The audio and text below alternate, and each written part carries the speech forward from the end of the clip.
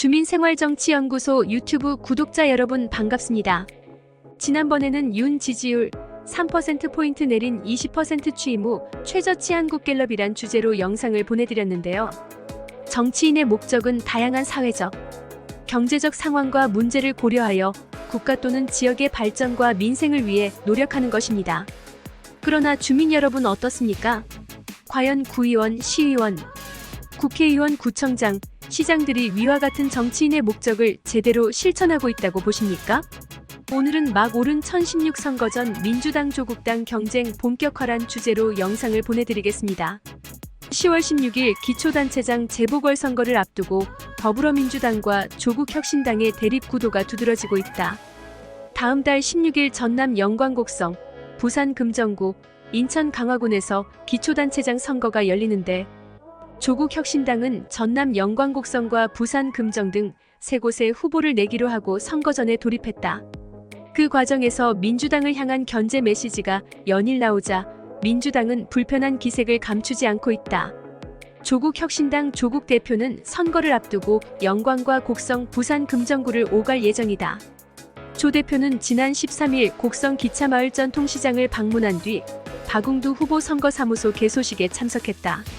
이어 곡성 월세살이 현장을 공개했고 저녁에는 영광 불갑산 상사화 축제 개막식에 참석했다. 조 대표는 14일에는 영광 물무산 행복숲 황토길, 영광 종합버스터미널 등을 방문한다.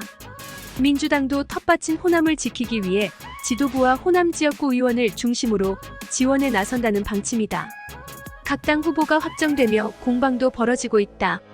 민주당 전남도당은 조국혁신당 박웅두 곡성군수 후보를 두고 곡성군수 재선거 불출마를 선언한 박 후보가 납득할 만한 해명 없이 선거 행보를 이어가고 있다고 했다. 이에 조국혁신당 전남도당은 박 후보에게 먼저 입당을 제안한 것은 민주당이었고 입당이 무산된 후 불출마를 선언한 것이라며 조 대표의 삼고초려에 조국혁신당으로 출마를 결심하게 됐다고 반박했다. 민주당은 조상래 전 전남도 의원을 후보로 선출했다.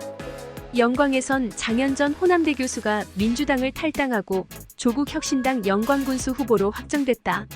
이에 대해 민주당 전남도당은 탈당의 타당에 공천을 신청한 것에 대해 깊은 유감을 밝힌다며 이런 행보는 공천 불복으로밖에 볼 수 없다고 밝힌 바 있다.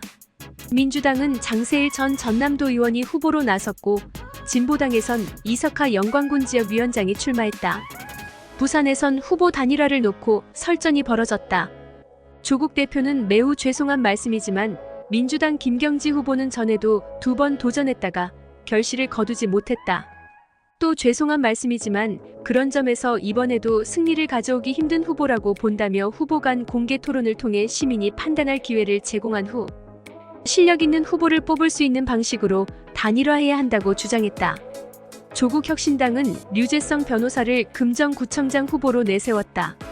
이에 민주당 황명선 재보궐선거 지원단장은 민주당 후보에 대한 네거티브성 발언으로 재보궐선거를 시작한 것에 깊은 유감을 표한다며 마치 2번 낙선한 듯한 사실 왜곡으로 김 후보를 흠집 내려는 것에 대해 신속하고 정중한 사과를 요구한다고 했다. 황 단장은 부도덕한 행위로 징계 대상이던 민주당 후보를 이삭줍기한 데 이어 네거티브 공세까지 하는 것은 참 보기 좋지 않다며 지민 비조를 외치며 윤석열 정권에 맞서는 쇄빙선을 자임했던 초심을 되돌아보기 바란다고 했다. 조국혁신당은 곧바로 반박했다.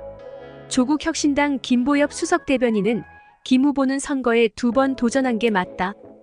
2번 다 당선되지 못했다며 기분 나쁠 수는 있지만 왜곡이 아니다라고 했다.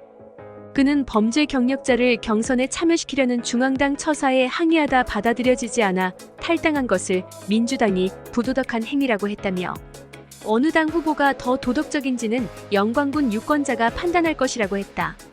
또 민주당은 지난 총선에서 조국혁신당에 표를 주지 말라는 의미의 몰빵론을 주장한 걸로 안다며 지민 비조하라는 말은 조국혁신당은 앞으로 지역 선거에는 나설 생각은 말라는 것인가? 민주당은 어떤 권한으로 그런 요구를 할 수 있느냐고 했다. 그리고 정치인들이 선거에서 당선되기 위해서는 생활정치 유튜브를 효과적으로 제작하여 지역 주민들에게 홍보함으로써 선거에 당선되기 위한 발판을 마련할 수 있겠지요. 아무리 지역 주민과 소통하고 지역의 어려움을 해소하는데 앞장서며 투명한 활동 보고를 통해 지역 사회 발전에 기여했다 하더라도 지역 사회에 효과적으로 알리지 못하면 정치인으로서의 발전을 기대할 수가 없는 것입니다. 중도표의 80%가 유튜브에서 나오고 있습니다. 정치인이 1인 미디어인 유튜브를 활용하지 않는다면 정치를 포기한 것이나 다름없다는 말이 수도권을 중심으로 전국으로 확산되고 있습니다. 유튜브를 활용하여 1만 명 이상의 구독자를 확보하고 있으면 선거에서는 50%를 먹고 들어간다는 것이 시대적 현실입니다.